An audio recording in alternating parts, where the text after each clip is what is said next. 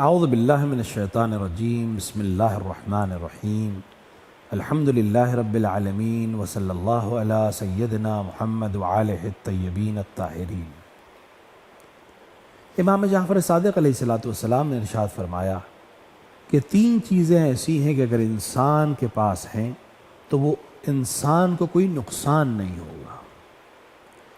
اگر انسان گناہ کے وقت توبہ اور استغفار کرے، اگر انسان غم اور اندوہ کے وقت دعا کرے، اور اگر انسان نعمت ملنے پر شکر کرے تو اسے کبھی نقصان نہیں اٹھانا پڑے گا۔ امام جعفر صادق علیہ السلام کی زندگی اسلامی تاریخ کی ایک بہت اہم دور کی زندگی ہے۔ امام علیہ السلام نے بنی امیہ کے 5 خلفاء اور بنی عباس کے 2 خلفاء کی زندگی کو دیکھا،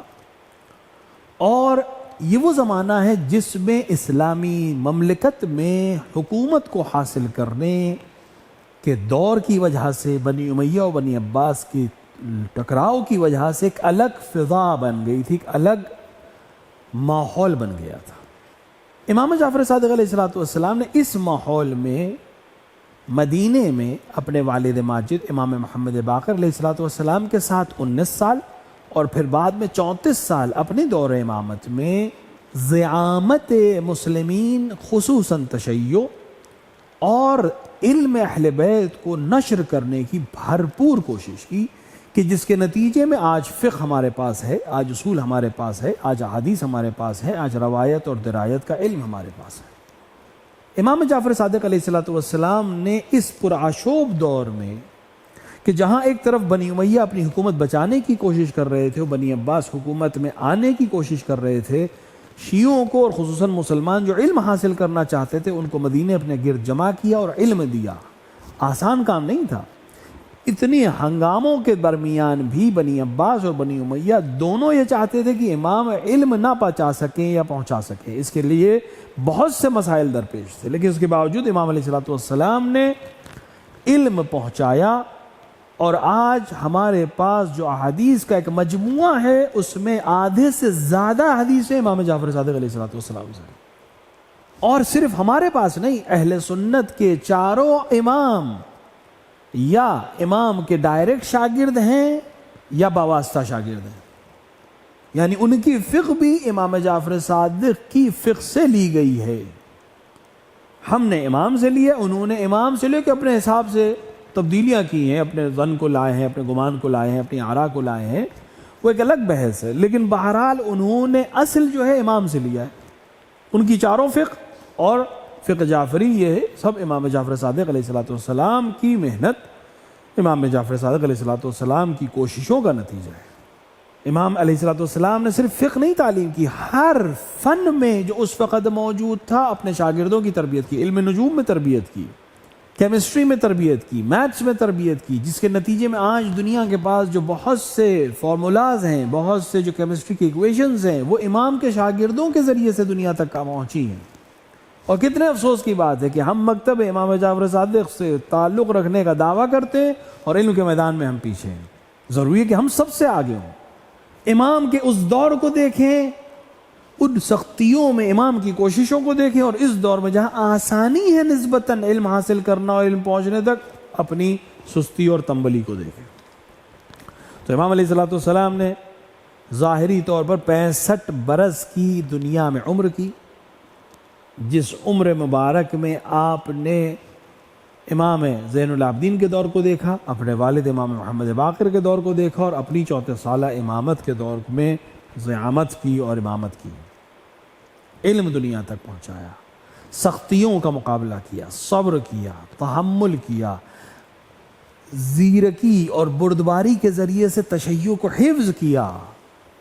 آل محمد کے خون کو حفظ کیا، چاہنے والوں کے خون کو حفظ کیا کہ کہیں وہ اس جنگ و جدال میں اپنا خون ہدر نہ کر دیں،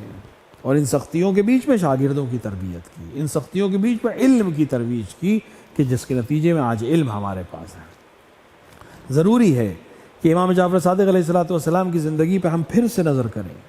صرف یہ کہیں نہیں کہ ہم امام کے چاہنے والے ہیں، ہم امام کی زندگی پر نظر کریں، امام کے اقوال کو اپنی زندگی میں ڈھالنے کی کوشش کریں، خصوصاً ہمارے جوان جس فیلڈ میں آپ کام کر رہے ہیں